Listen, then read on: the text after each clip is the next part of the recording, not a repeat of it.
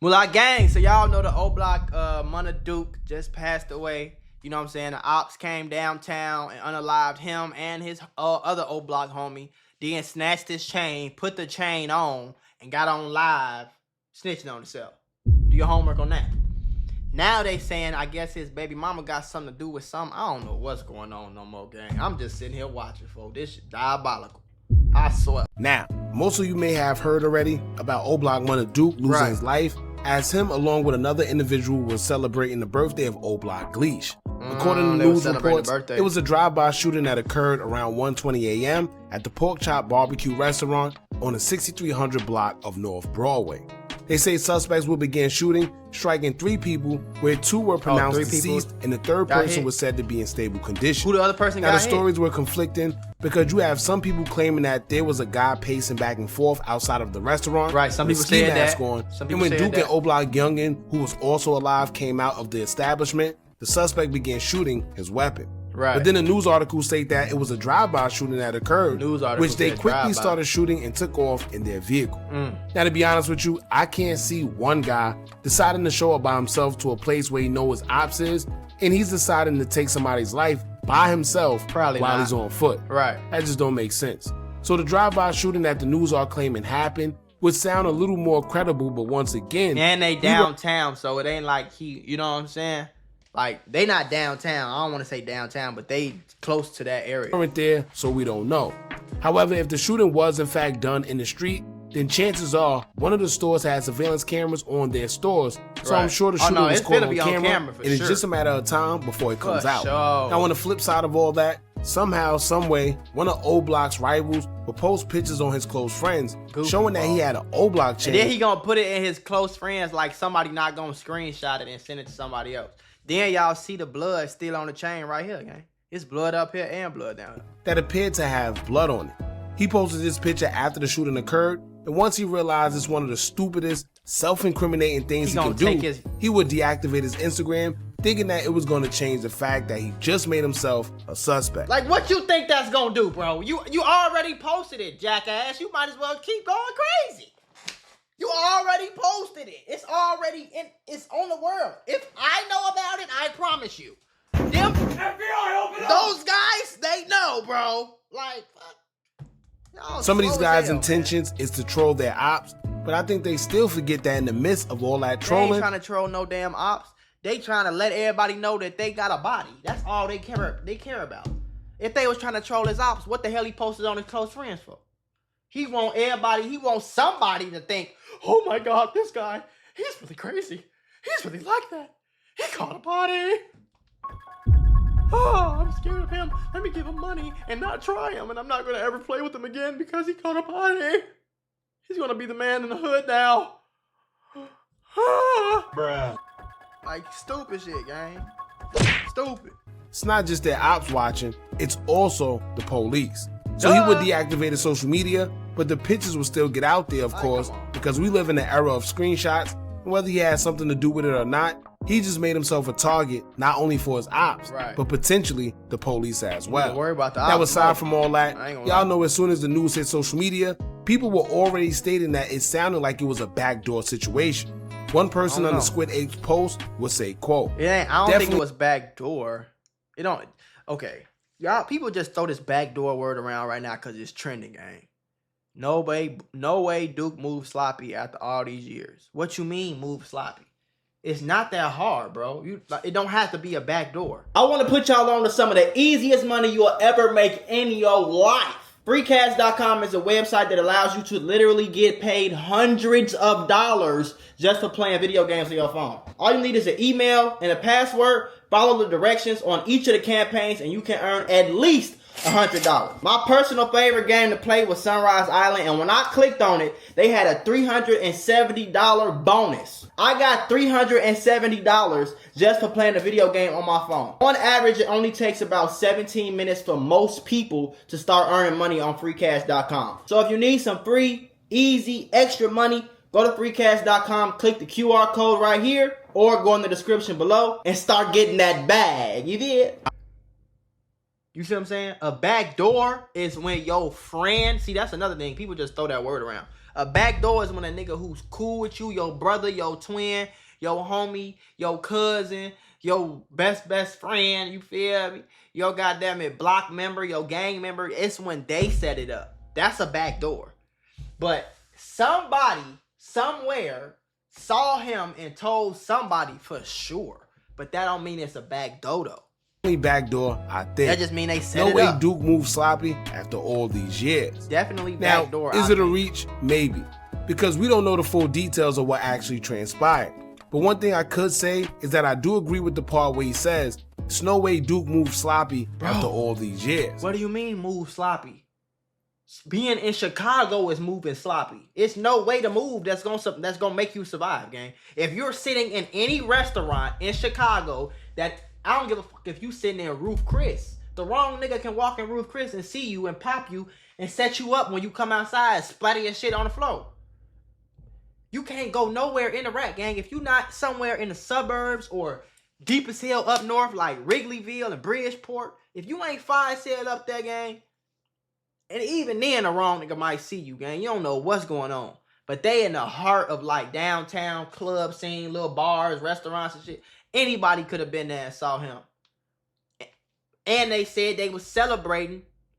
They was celebrating somebody Gleesh's birthday. And they posted pictures on their story saying that we outside. DM me for the location. It's not, somebody got a location, somebody said something to somebody, and somebody pulled up and did their business. I don't know what it is, but it seemed like these guys done survived some of the craziest time of the drill culture, make it to see their 30s, and somehow get unalived in some of the weirdest, obvious ways. I don't know how everything went down, but it's just certain people within the drill culture where you know it's not like Chicago. Like, I'm gonna stop pausing. You can't be moving around Chicago. You know you from the O. You think you just gonna walk around like I rest in peace to Munna Duke for sure. But you don't have to move sloppy, bro. Anybody can get caught lacking at any time. Every man has a down moment. You not on point 90,000% of the time of your life, gang. You in Chicago, you riding around with designer on, you got money, you got a baby, you living life, y'all got designer, you got a big ass old block chain on, you from old block, all the girls think you cool. You feel me? And you still got old ops from shit you really did. And you know you in the streets. All your homies done passed away. You know you outside like that. You can't be kicking it in Chicago thinking it's not sweet nowhere. In the rat, gang, it's time to go. To be moving loosely. You feel me? Then it's a bunch of people that was out celebrating Gleesh's birthday. That don't mean he moving. So why is it that Duke and Youngin were the only ones that was targeted? Like I said before, we don't know the full details in which everything happened. So until then, we can't make any real assumptions based on what we think. Right. And not to mention, I always talk about mercenaries being in Chicago to further the unaliving between crews. You know that. And that's why we see certain people lose their life whenever you see that the shootings and stuff have calmed down. Right. But that's another story for another time. But now that we got all that out the way, let's get into what Duke's baby mother, aka Fat Fat, had to say in regards to him losing his life. As y'all know, recently he had became a father to a boy that they share, and it is unfortunate that now the kid may have to grow up without his father. Yeah. Now some people are saying that her message seemed to be targeting the people that was around him and not the ops, hinting that she may be mad at the guys he was around for allowing everything to transpire the way it did. But we're going to get into it so you guys can come to your own conclusion about what she said. But before we do, make sure you hit that thumbs up button so we can get this video into the algorithm. Into it. Fat Fat will take to her Instagram account and post a slew of pictures of her and Munna Duke in remembrance of her man. She will caption the post as she said, quote, "You N-words bogus. You was the light to my darkness. I love you so much, baby. You know that I showed you that. And you know I was 10 toes no matter the situation. Too much pressure had them N-words hating on you. We talked about everything, but this wasn't one. Not in a million years I would have thought these would be our last days. We shared so many memories, and I tried capturing most of them. I got our son, and you know I got you. My N-word can't get no bigger. Baby boy, I love you wholeheartedly. You left me lonely, but I got us. I always told you. Sleep tight. Never would it be RIP. Watch over me and my family, and I'ma stand on everything I ever told you. Watch. My dog when I'm lonely." Damn, now when it comes to Fat Fat, you gotta understand that she been through this not once, but twice. For y'all that don't know, she's a former wife and also baby mother of Little Durk's brother, Money Making D Thing. Oh, that's her? Oh, damn. What she got going on? What the fuck going on? That's not a little weird to y'all? Who was also shot unalive in Chicago. So this is her second time having to grieve over losing a companion and left by herself to take care of their kids. It's crazy. Must be a tough feeling. Both got a kid. Gotta be honest, I understand her pain. But I ain't gonna lie though, gang. You gotta, at a point in time though, like, I'm not trying to be funny, I swear to God, but if that's my daughter, what I would tell her is, it's sad, don't get me wrong, but you gotta stop talking to street niggas. Like, your first baby dad was a street nigga. He got unalived, unfortunately. But that's what happens to street niggas, bro. And we can't be surprised and shocked when a street nigga passes away. He's a self-proclaimed street nigga. He got songs, dissing the ops, antagonizing the ops, all this, all that. Like,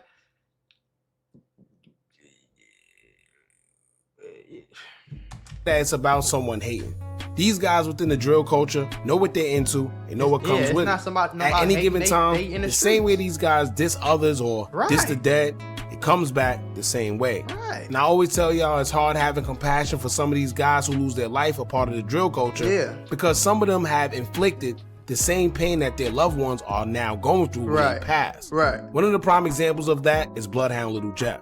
He got unalived while he was in the process of trying to take someone else's life. How I'm supposed to feel so that's a confusing emotion to have because even if you want to have compassion, it's like, how?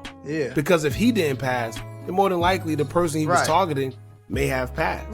The only time I actually feel away is when you hear about someone getting backdoored. Because honestly, that's one of the most scummiest things you can do. For sure. It's a cowardly way to take someone's life, especially someone who thought you was a friend. For sure. But for some reason, I don't know what it is, but it's being glorified all throughout the drill culture. We have people admitting that they're slimy and even calling themselves snakes. And that's cool. But honestly, being in the streets these days, you're playing Russian roulette with your life anyway. Oh God. Whether it's protecting your life from your ops or your freedom from the police.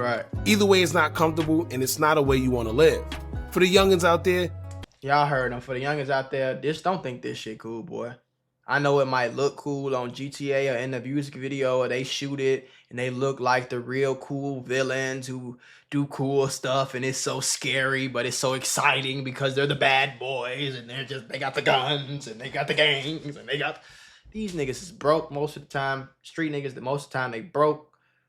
They live in the hood somewhere. Do not let the designer and the new Jordans fool you. Most of the time, they live in the hood still. They drive a regular ass car.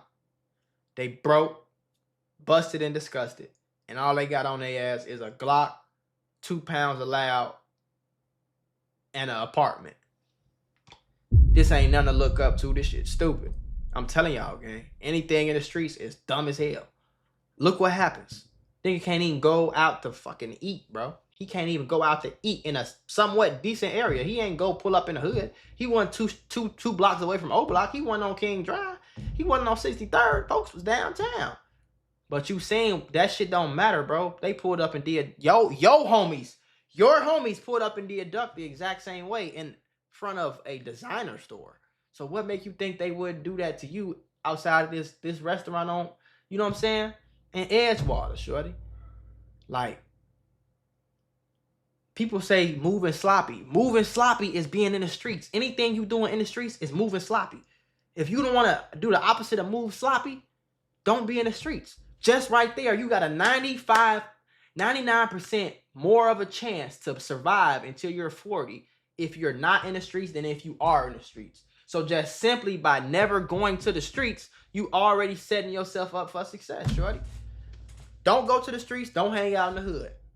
And most of the time, you going to be decent, gang.